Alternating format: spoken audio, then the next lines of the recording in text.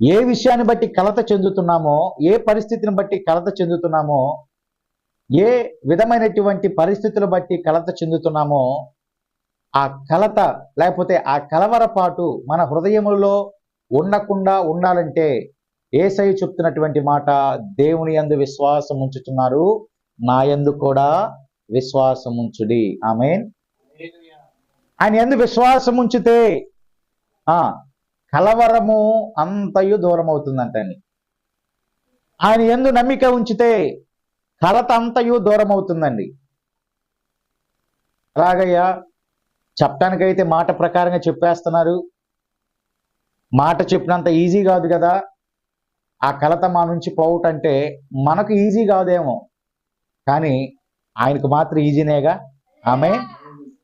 మనం ఆ పరిస్థితి నుంచి తొందరగా బయట పడలేమేమో, ఆ పరిస్థితి నుంచి తొందరగా ప్రభువు మనం ఏం చేస్తాడు, బయట పడేస్తాడు. మనకి ఈజీ కాదు, నిశ్చయంగా మనకి ఈజీ కాదండి.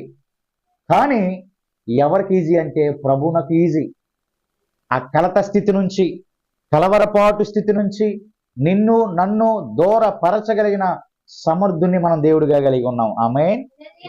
అందుని బట్టి ఆయన నామానికి మహిమ కలుగును గాక. నీ హృదయంలో కలవరపడనీయొద్దు. ఏ పరిస్థితిని బట్టి కలవరపాటు చెందొద్దు, కలత చెందొద్దు. దేవుని యందు విశ్వాసం ఉంచుతున్నటువంటి బిడ్డలారా, నా యందు కూడా విశ్వాసం ఉంచుడి అని ప్రభువారు మాట్లాడుతున్నారు. లేఖనాల్లో రాయబడినటువంటి మాట ఏంటంటే పిల్లరా, యెషయా గ్రంథం 28వ అధ్యాయము 16వ వచనంలో చివరి మాట ఏమని రాయబడిందంటే, విశ్వసించువాడు కలవరపడడు. ఆమేన్. విశ్వసించువాడు కలవరపాటు చెందడు. నమ్మిక ఉంచిన వాడికి కలవరపాటు వచ్చిందండి, రాదు. యేసుక్రీస్తు ప్రభువారి యందు విశ్వాసం ఉంచిన ప్రతి వారు కూడా కలవరపడడు.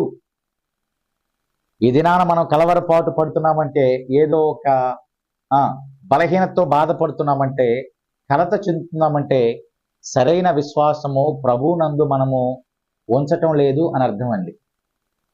కానీ ఆయన యందు విశ్వాసం ఉంచిన ప్రతి వారు, ఎవరైనా ఏ జన సమూహం నుంచైనా, వారు కలవరపడడు, కలత చెందడు.